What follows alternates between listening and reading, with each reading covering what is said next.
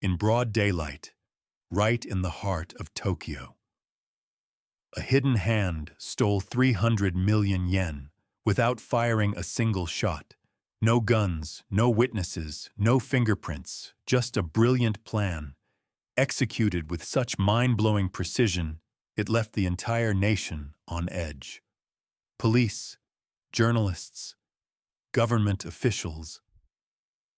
Everyone was racing to catch the criminal who left behind nothing but shock and disbelief. What happened that day? And who was the mastermind behind the biggest bank heist in Japan's history? Now listen closely, for the details make the story. Our story begins on a Friday morning, December 6th, 1968. That day, the branch manager of Nippon Trust Bank in the city of Kokubunji stepped outside his house to check the mailbox, just like he always did. Back then, utility bills, family letters, everything came through regular mail. But this morning was different. Mixed in with the usual letters was an odd-looking envelope, no return address. Curious, but a little uneasy, the manager opened it. As he read the contents, his face froze. It was a threat, a clear one. The writer demanded 300 million yen, or he'd blow up the manager's house, his family, and even the bank itself, with everyone inside. The manager felt a surge of anxiety and suspicion, but he convinced himself it was probably just a bad joke. Or maybe one of those prank letters people talked about sometimes. So he brushed it off and went to work like nothing had happened. But the next morning, as he checked his mailbox again, there it was. Another letter. Same envelope, same tone, same exact threat. As if the sender wanted to prove, this is no joke. This time the manager couldn't shake the fear. He headed straight to the nearest police station, handed over both letters, and explained everything. Because the threat involved bombing a crowded bank, the police knew this was serious. They didn't waste a second. They came up with a trap. They told the manager to follow the instructions from the letter, to bring a suitcase full of cash to the drop-off spot at the exact time specified. Meanwhile, the police set up a secret stakeout. 50 undercover officers spread out quietly across the area, all waiting to catch the criminal in the act. Everyone was in position. They waited. 1 minute passed, then an hour, 2 hours. Nothing. No suspect. No vehicle, no movement, not even a shadow. Eventually, they had no choice but to call it off and head back. At the time, Tokyo had been flooded with fake threat letters, targeting bank managers and wealthy business owners. So the police figured this was just another hoax. End of story. The manager returned home, did his best to stay calm, and went to sleep. But the surprise wasn't over yet. The next morning, third day in a row, he checked the mailbox again, and there it was. Another letter. Same format, same words, same demand. That was the moment it hit him. This wasn't going away. He asked the police for full protection, for himself, his family, and the bank. And even though fear was starting to creep in, his sense of duty pushed him forward. Just like so many Japanese workers who take pride in their jobs, no matter the cost. He went to work, told the entire staff what was going on, and warned them to stay alert. And then, the day of the heist arrived. Friday, December 13th, 1968. Nippon Trust Bank was preparing for a major cash delivery to the Toshiba factory in the city of Fuchu. It was bonus season, and that day, every factory worker was set to receive their year-end payout. The amount? Massive. 300 million yen. Back then, there were no digital transfers. Everything had to be done the old-fashioned way. The money was packed into 3 large leather bags, loaded by hand, and transported in an armored vehicle, owned and operated by the bank. That morning, at exactly 9:30 a.m., 4 bank employees walked out of the building carrying the bags. They got into the armored car and began driving toward the Toshiba factory. But just as they were approaching the factory gate, barely 200 meters away, they noticed something in the rearview mirror. A motorcycle. It was following closely, and the rider was waving at them, signaling frantically. Seconds later, a small red light on the bike lit up. A police siren. The driver slowed down, confused. And then the man on the motorcycle pulled up beside them, wearing a full police uniform and helmet. He pointed to the side of the road, signaling them to stop. Right next to the outer wall of Fuchu prison, just a few steps away. The employees stepped out of the vehicle, nervous and unsure. The officer looked pale, shaking, and out of breath. And with a trembling voice, he said, "The man who was threatening your bank manager. He made good on his threat. His house was just blown up. There are victims, injuries. And we believe the criminal planted explosives inside the bank and in every bank vehicle, including the one you're in right now." The employees froze, shocked and terrified. The officer told them to search the vehicle themselves for suspicious devices while he crouched down to inspect underneath it. Then, just seconds later, smoke began rising from under the car. The officer shouted, "Run! It's going to explode!"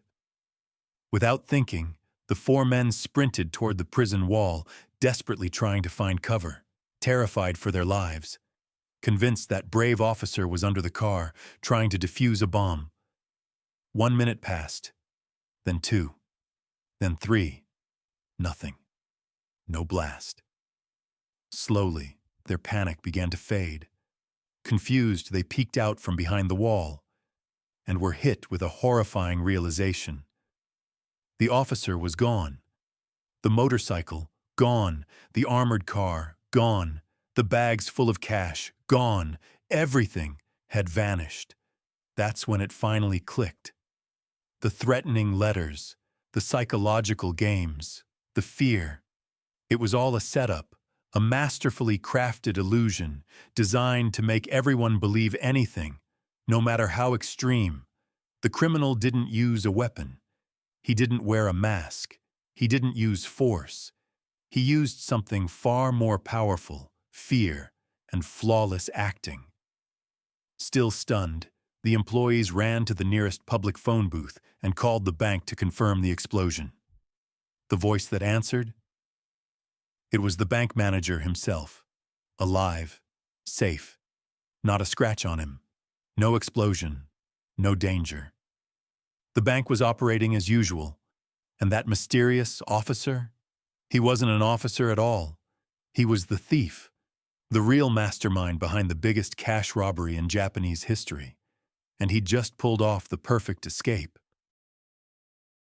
As soon as the bank employees snapped out of their shock, they ran, full speed, toward the nearest police station to report the robbery. And considering the stolen amount, 300 million yen, a staggering figure at the time, the largest cash theft in Japan's history, and from one of Tokyo's biggest banks, the news spread like wildfire. Within just 30 minutes, the entire city of Tokyo was placed under maximum emergency alert.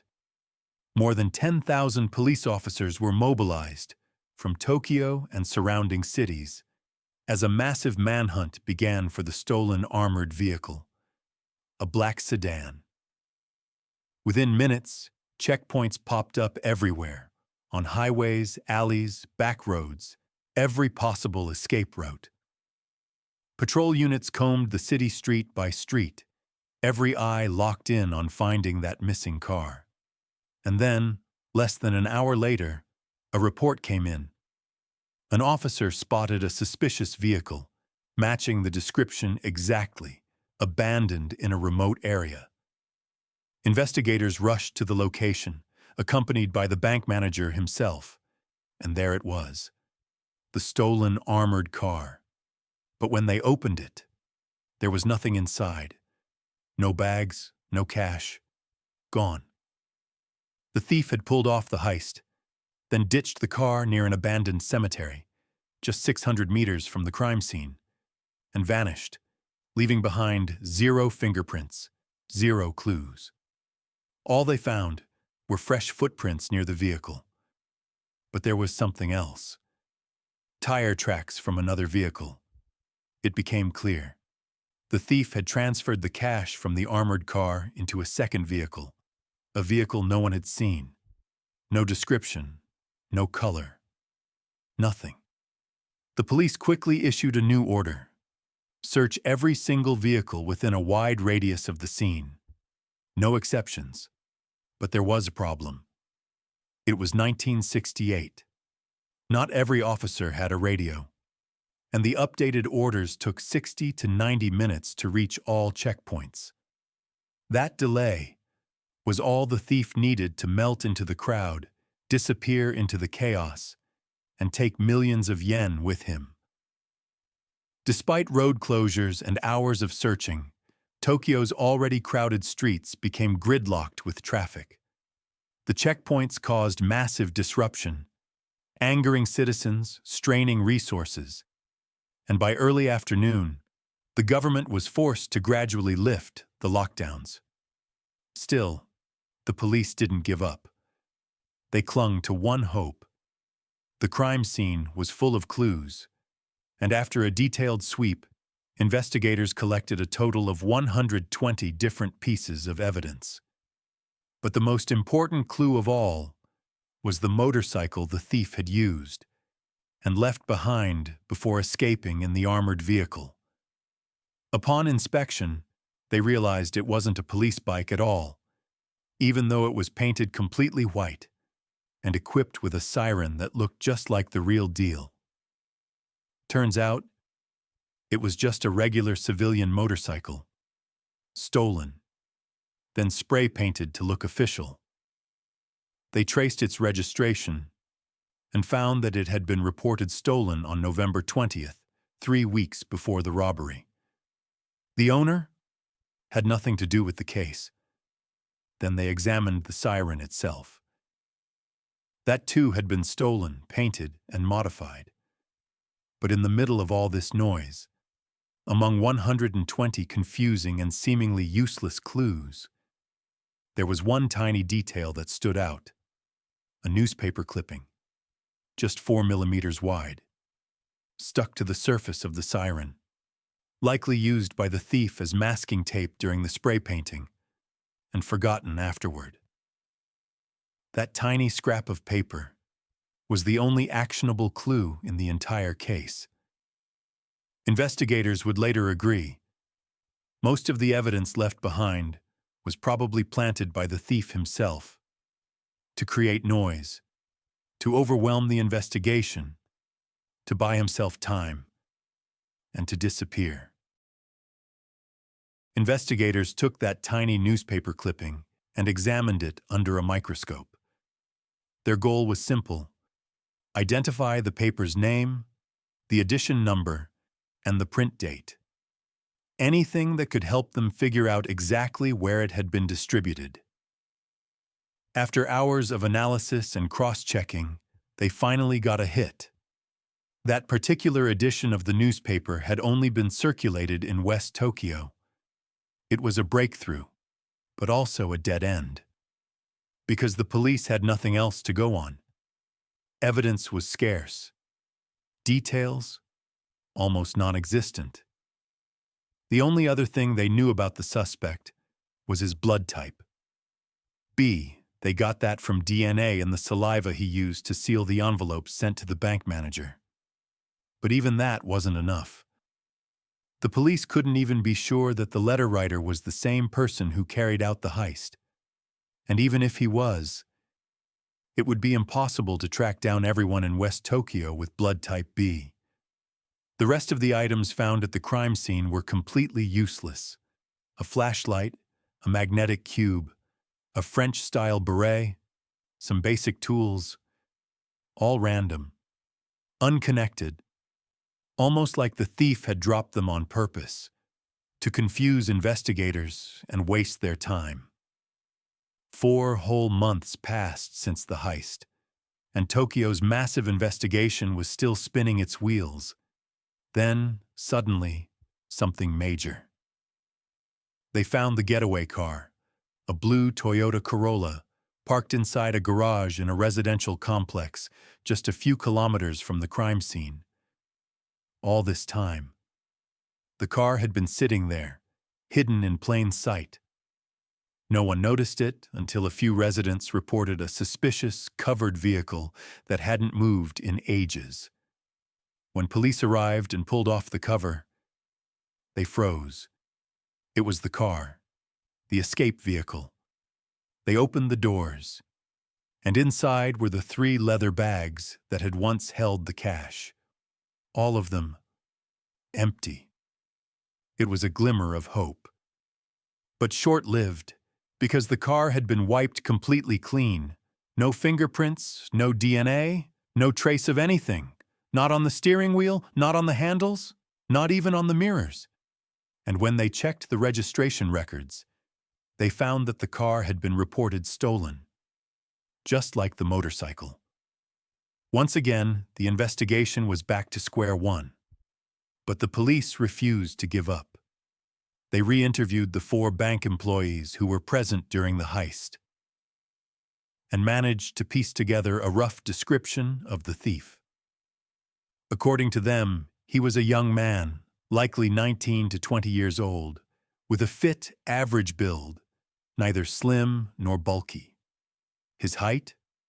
Around 165 to 170 centimeters. They couldn't describe his face, since he was wearing the police helmet. But it was enough for a composite sketch. With that sketch, the Tokyo police launched a massive public campaign. They plastered posters across the city. They offered huge cash rewards for any tips that could lead to his capture. And soon, the tips started pouring in.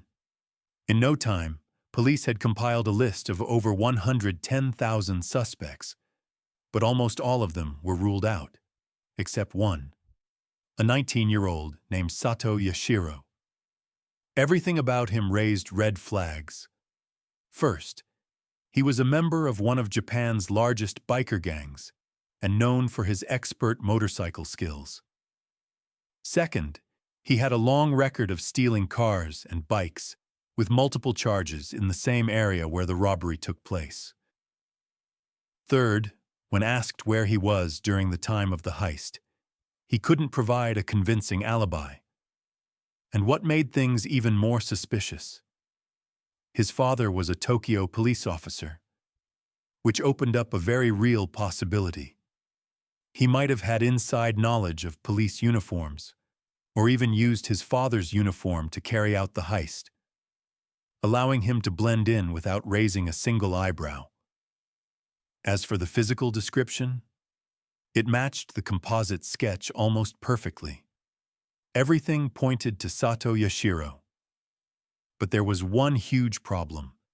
No solid evidence, no fingerprints, no DNA, no sudden change in lifestyle or spending habits.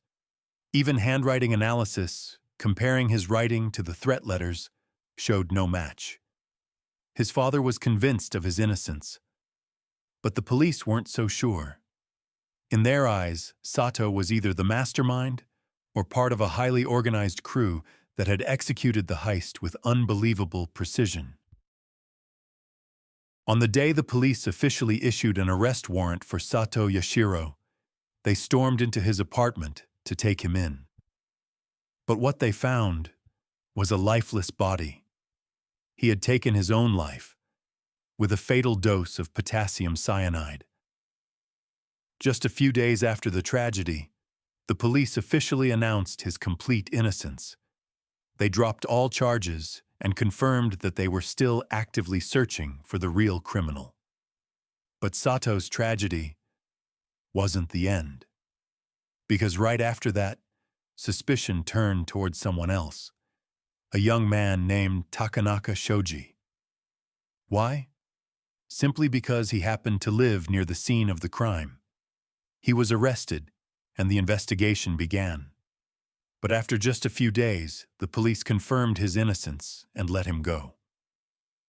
Still, the media wouldn't leave him alone.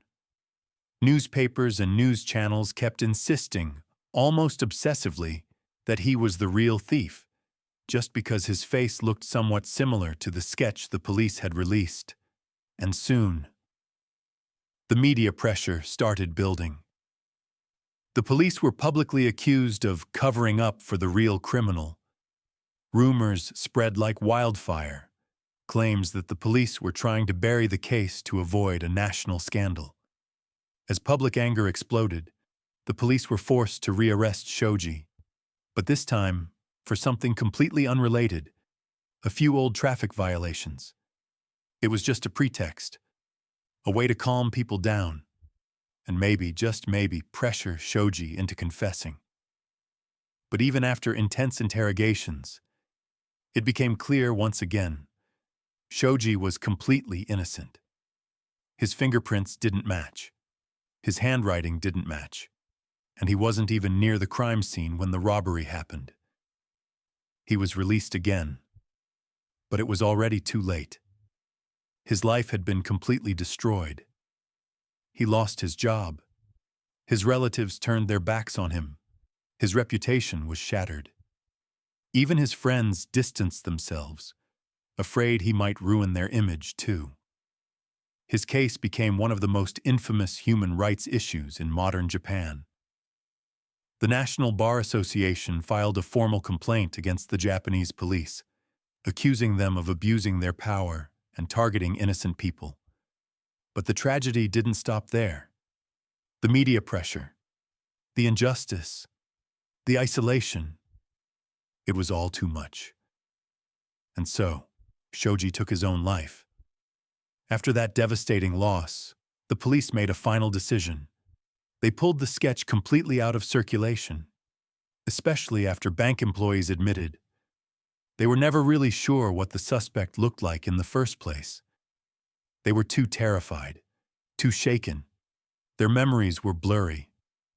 But it wasn't just the suspects who became victims. Some sources claimed that 2 police officers also took their own lives, crushed under the immense pressure they faced during the investigation. The higher-ups were relentless. They pushed investigators to their limits, because a robbery of this size pulled off so easily from one of Tokyo's biggest banks, it was a national disgrace. And if it was treated like any ordinary crime, it could inspire more criminals to try the same. That's why the government poured everything it had into solving the case. Over the course of 7 years, more than 170,000 people were involved in the investigation.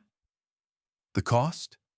A staggering 900 million yen, 3 times the amount that was stolen.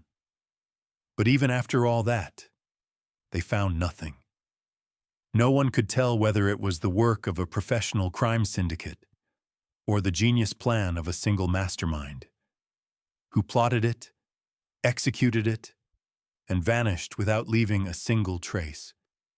Then, in December 1975, the courts passed a new law. No one could be prosecuted for this case unless there was absolute proof of their guilt. And in 1988, exactly 20 years after the heist, the statute of limitations officially expired, meaning the real thief, if they ever chose to, could come forward and confess, and they wouldn't face a single day in prison. But despite the media's desperate attempts to lure them out, with promises of fame, even glory, no one came forward. No one confessed. And so, the case of the Nippon Trust bank robbery remains the biggest, most complex, and most mysterious unsolved crime in the history of Japan. Even to this day, if you enjoyed this story, you're gonna love the one about brilliant robberies and Hollywood-style prison escapes. It's right here on your screen now. And don't miss the insane true story of a group of elderly men, all over 70 years old, who pulled off one of the most daring, most sophisticated heists in British history. See you in the next story, and don't forget to support us by subscribing to the channel.